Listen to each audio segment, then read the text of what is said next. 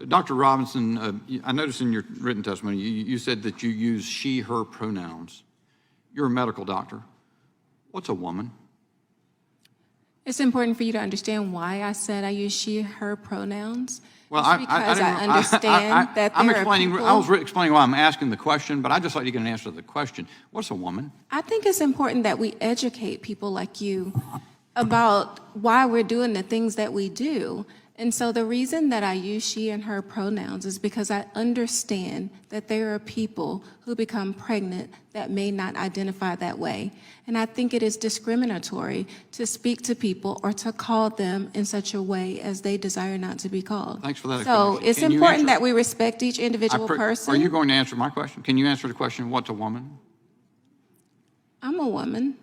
And I will ask you, which pronouns do you use? Can you If you provide... tell me that you use she and her pronouns, that- I'm going to answer you. I'm going to call you Mr. Bishop. I'm going to respect you for how you want me to address you.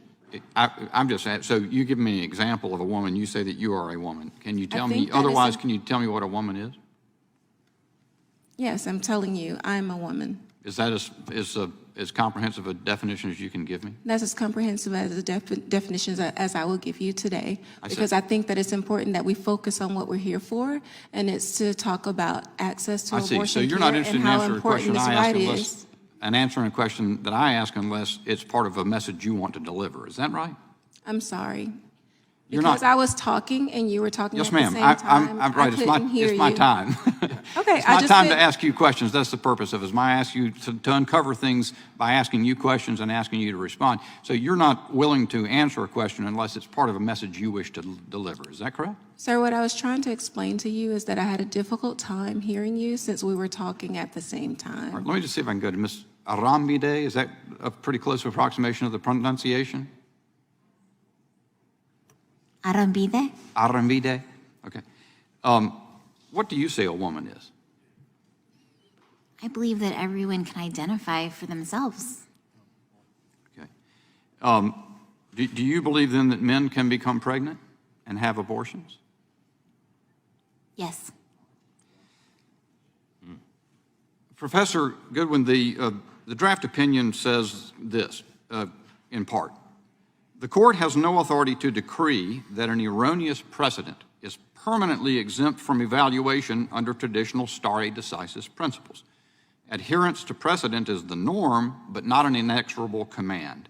If the rule were otherwise, erroneous decisions like Plessy and Lochner would still be the law. Close quote.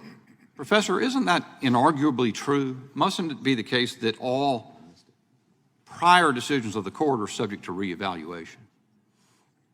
Well, it is certainly the case that we have in the legacy of this court, Dred Scott, Plessy v. Ferguson, they fell after Brown v. Board of Education. So the ability to be able to review is important. That's the ability to be able to review.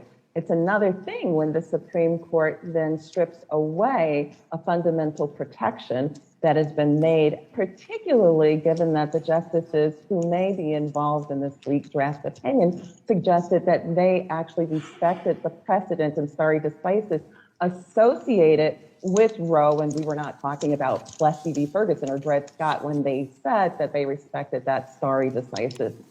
Well, if those are examples, so Roe and Casey would be equally susceptible to reevaluation as Plessy. Would you agree? Well, and in fact, they certainly could be and be further expanded, and they have been. So one of the things we haven't talked about is that there is Whole Women's Health v. Hellerstedt, and even just a couple years ago, June Medical v. Rousseau, which this Supreme Court used to further uphold the principles of Roe v. Wade and also Planned Parenthood v. Casey. I yield back. My time's expired.